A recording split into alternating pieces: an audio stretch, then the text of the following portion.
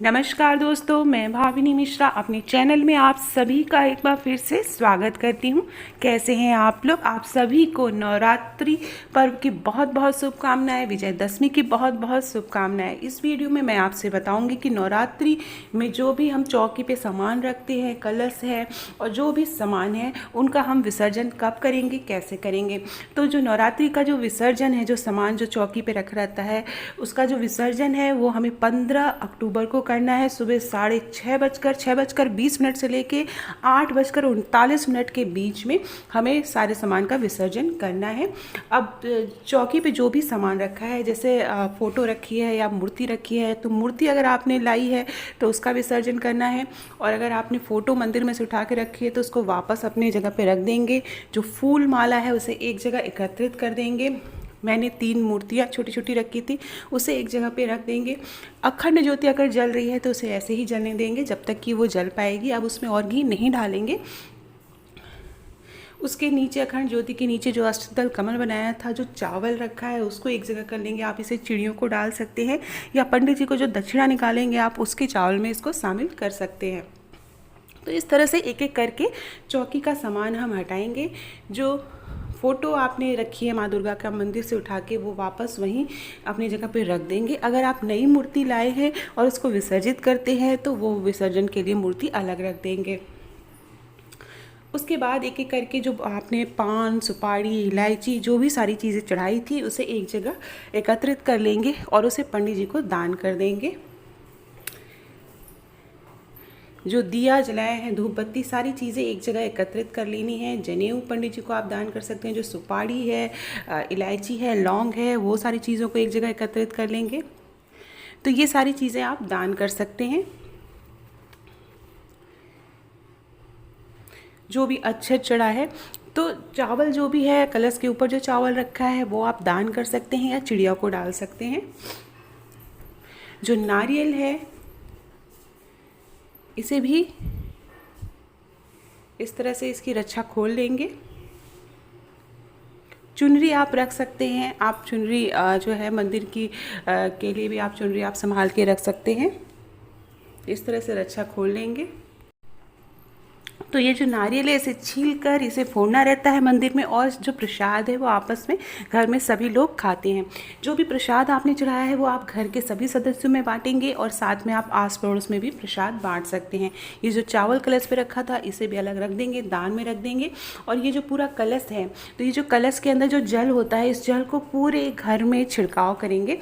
तो इससे बहुत ही पवित्र और पॉजिटिव एनर्जी आती है। तो कलश के अंदर का जो जल है उसे अपने घर के कोने कोने में, किचन में, बेडरूम में, ड्राइंग रूम में, पूरे घर में इस जल से छिड़काव किया जाता है। उसके बाद इसको हम एज इट इज़ रख लेंगे। जो ज्वारे हैं उनको भी हमें विसर्जित करना है तो उसे साइड में रख लेंगे। चौकी पे जो भी कपड़ा बिछा था लाल रंग का उसे आप संभाल के रख सकते हैं, उसे आप दान दे सकते हैं या धो के आप उसे दोबारा भी कभी पूजा के लिए ज़रूरत है तो आप उसे वहाँ पे यूज़ कर सकते हैं। तो इस तरह से सारी चीज़ें उठा लेंगे। जो सिक्का कलश के ऊपर रखा था उसे आप चाहें तो अपने लॉकर में रख सकते हैं। इससे घर में कभी भी पैसे की कमी नहीं होती है।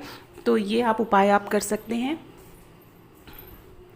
तो सारी चीज़ें रखेंगे और याद रखिएगा जब भी नवरात्रि समाप्त होती है, विसर्जन करते हैं, तो उसके बाद आप एक पंडित जी को या किसी ब्राह्मण को दान दक्षिणा ज़रूर करना चाहिए। एक दिन का खाना आप चाहें तो भोजन करा सकते हैं या एक दिन का सीधा निकाला जाता है, उसके बाद आप कुछ दक्षिणा आप दान कर सकते हैं या किसी ज़रूरतमंद को आप दान कर सकते हैं। तो ये सारी चीज़ें निकाल लेंगे।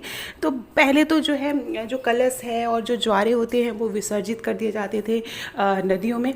लेकिन अब चूँकि नदियों को साफ़ सफाई का विशेष ध्यान दिया जाता है, गंगा जी की साफ़ सफाई का विशेष ध्यान दिया जाता है, तो आप घर में, आप जैसे फ्लैट में रहते हैं तो गार्डन नीचे होता है, तो वहाँ पर आप किसी साफ जगह पर इस तरह से गड्ढा खोद कर सारी चीज़ें आप वहाँ पर विसर्जित कर सकते हैं। तो जो ज्वारे हैं साफ़ सुथरी जगह लगा देंगे। तो इस तरह से एक एक चीज़ें आप विसर्जित कर सकते हैं।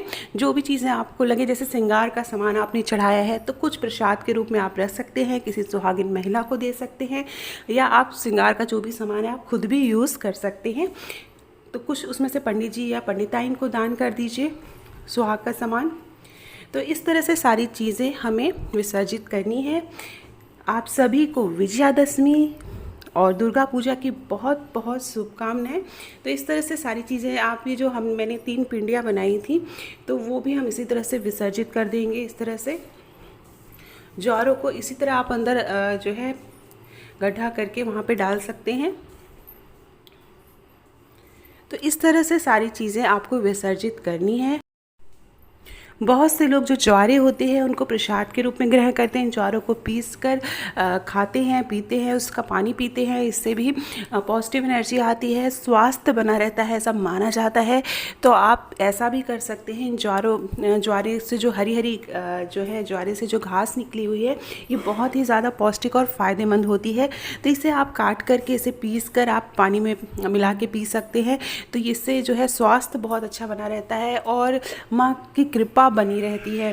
तो ये सारी चीज़ें हैं और आप चाहे तो इन्हें इस तरह से विसर्जित कर सकते हैं। ज्वारों को जो नीचे का पात्र है या जो कलश है उसमें आप पेड़ पौधे लगा सकते हैं। तो इस तरह से सारी चीज़ों का आप उपयोग कर सकते हैं। माँ की कृपा हम सब पर बनी रहे और सभी के घर धन्य धान्य से परिपूर्ण रहे, स्वास्थ्य बना रहे, इसी की मनोकामना करते हुए सारी चीज़ों को हमें विसर्जित करना है। चौकी पे से सारा सामान हटाकर चौकी पे जल डालना है, गंगा जल डालना है और एक बार हाथ फेरना है और प्रार्थना करनी है माँ से कि जो भी भूल चूक हुई है वो माफ़ करें। जो भी देवी देवताएँ हैं वो अपने अपने स्थान पर विराजमान हो जाएं। और इस तरह से देखिए यहाँ पर विसर्जित करने के बाद अच्छे से ढक देंगे, यहाँ पे पानी डाल देंगे। तो इस तरह से जो भी चीज़ें हैं ज्वारे हैं वो आप विसर्जित कर सकते हैं। माँ दुर्गा की मूर्ति आप किसी अगर इको फ्रेंडली मूर्ति लाए हैं तो आप घर में ही एक बड़ा सा पात्र लेके उसमें विसर्जित कर सकते हैं अगर छोटी मूर्ति हो। या फिर मूर्ति को आपको विसर्जित करना है तो आप किसी नदी में या गंगा जी में आप वहाँ पे विसर्जित कर सकते हैं। इस तरह से पानी डाल देंगे। तो ये थी नवरात्रि की विसर्जन विधि, सारी चीज़ें बता दी। इसके अलावा आपके मन में कोई भी क्वेश्चन हो, कोई भी सवाल हो तो आप पूछ सकते हैं। मैं आपको जल्द से जल्द आंसर ज़रूर दूंगी। और आप मेरे चैनल से बने रहिएगा। मेरे चैनल को प्लीज़ सब्सक्राइब कर लीजिए। रेड बटन पे क्लिक करेंगे तो 3 ऑप्शन आएंगे और भी क्लिक करना है ताकि सारे वीडियो के नोटिफिकेशन आप तक पहुंच सके। और कमेंट बॉक्स में जय माता दी ज़रूर लिखिएगा। बहुत बहुत धन्यवाद ये वीडियो देखने के लिए। एक बार फिर से आप सभी को नवरात्रि पर्व की, दुर्गा पूजा की और विजयादशमी की बहुत बहुत शुभकामनाएं। बहुत बहुत धन्यवाद ये वीडियो देखने के लिए।